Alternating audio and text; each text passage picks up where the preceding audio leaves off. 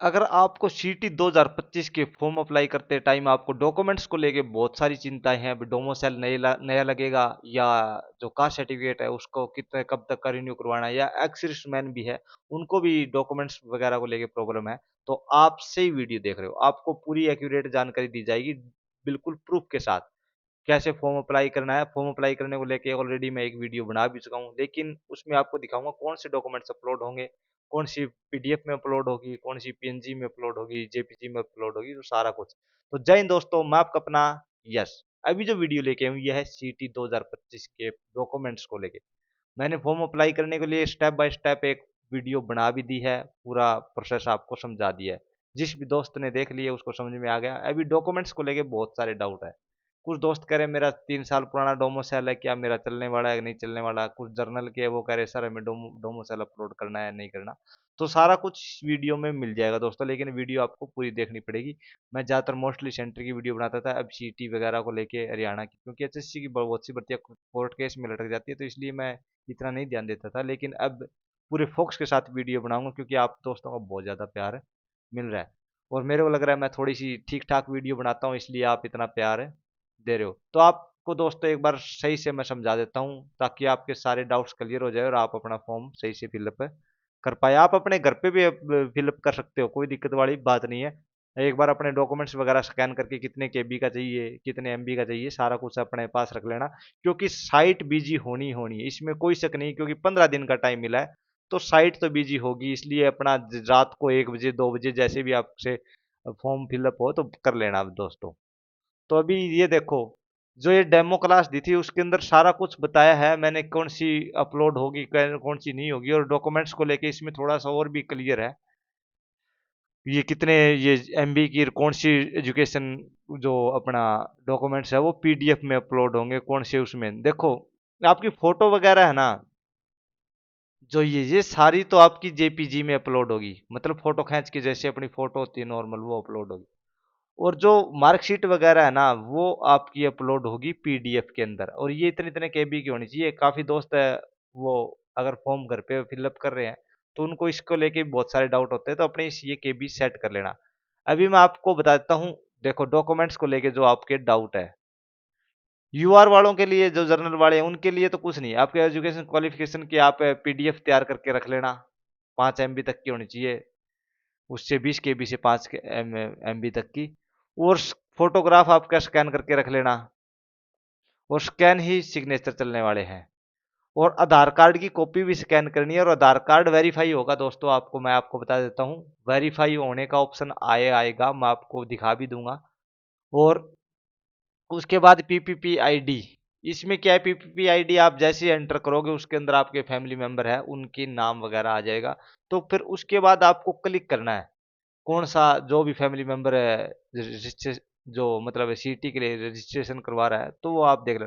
Undertaking वाला आपने format देख लिया, अगर आपके पास ठीक है, आपने फोटो वगैरह निकलवा के आप साइन करते हो, ठीक है, नहीं आप हैंड रिटन भी दे सकते हो। इसके अंदर कुछ ज़्यादा कुछ नहीं है भाई, मैं जो भी ये डाटा फिलअप कर रहा हूँ वो मेरी नॉलेज में सही है। अगर मेरी वजह से कोई मतलब ये रद्द हो जाता है तो उसका जिम्मेवार स्वयं होऊंगा, क्योंकि काफ़ी सारे दोस्त कोर्ट में चले जाते हैं, इसलिए अंडरटेकिंग ली जा रही है। इसका कोई इतना ज़्यादा इश्यू भी नहीं है। अभी देखो यूआर वालों को कोई डोमोसेल वगैरह की जरूरत है भी नहीं, कोई भी अगर दोस्त सोच रहा हो। अभी क्या है, जो कैटेगरी से आपको पता ही है, एससी कैटेगरी को दो पार्ट में डिवाइड कर दी थी, और जिसकी लेके पूरी लिस्ट नोटिफिकेशन में भी है कौन सी कैटेगरी का कौन सी के अंदर आता है। तो इसमें आपको क्वालिफिकेशन वाली तो आपको पता ही है, ये सारा कुछ आपको मैं बता भी चुका हूँ। यूआर वाले में वो सब कुछ सेम ही है। इनको डोमोसेल, क्योंकि वो रिजर्वेशन का फायदा ले रहे हैं, तो इनको जोमो जो डोमोसेल है वो लगाना पड़ेगा। अगर आपने एड्रेस चेंज कर रखा है ना, तो आपको दोबारा से नया बनवाना पड़ेगा, नहीं तो वो पुराना आपका चल जाएगा जिसके ऊपर फोटोग्राफ लगा हो। फोटोग्राफ होना चाहिए उसके ऊपर डोमोसेल के अंदर। तो आपने अगर एड्रेस वगैरह चेंज नहीं करवाया तो वो चल जाएगा, कोई दिक्कत वाली बात नहीं है।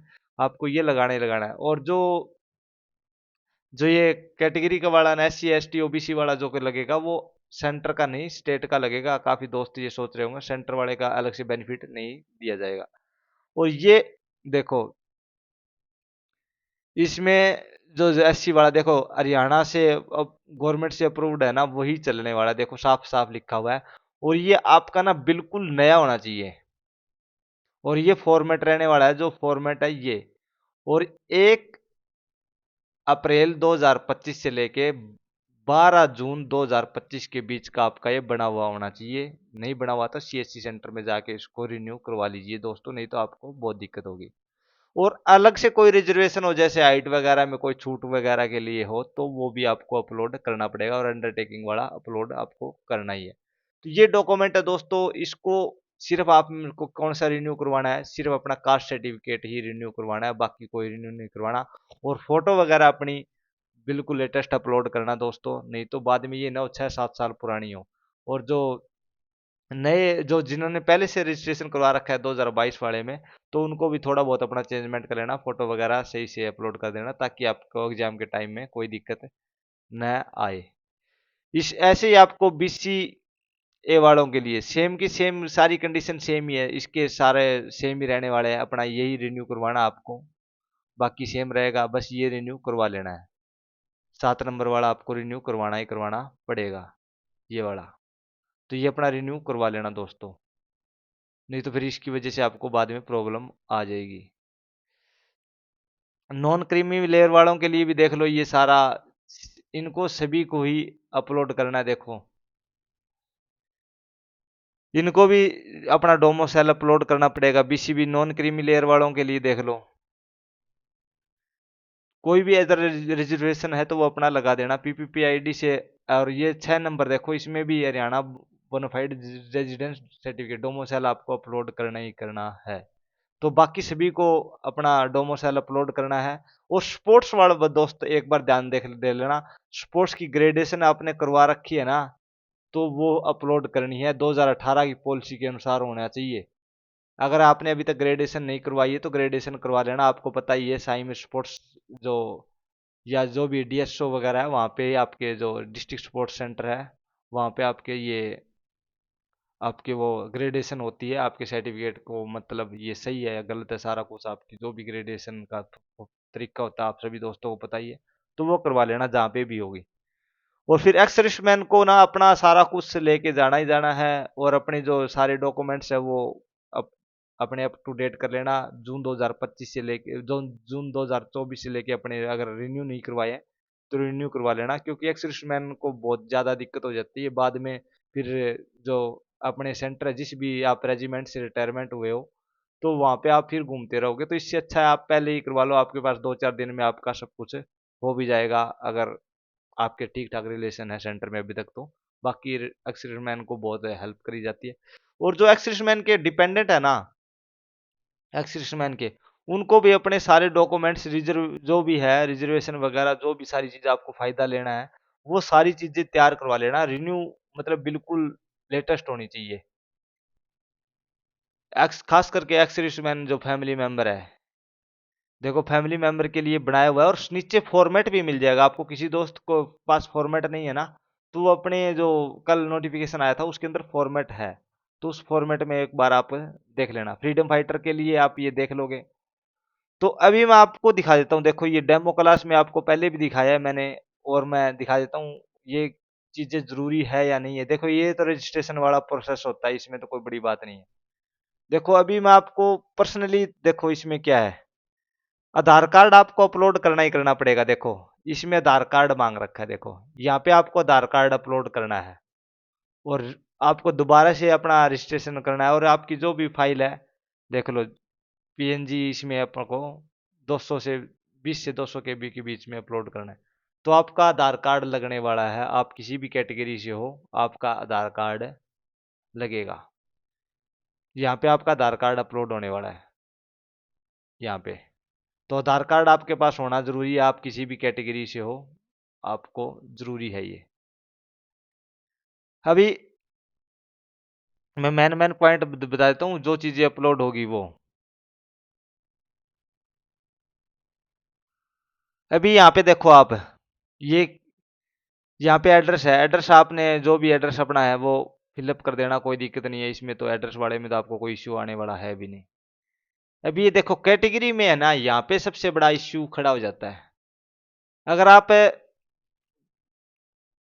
डोमिसाइल मतलब अपलोड करते हो, तो यहाँ पे देखो आपको डोमोसेल सर्टिफिकेट नंबर वगैरह लगाना पड़ेगा और यहाँ पे डोमोसेल की अपलोड होगी फोटो। अगर आप यूआर कैटेगरी से हो, आपको जरूरत भी नहीं है, तो आप अपना नो कर सकते हो।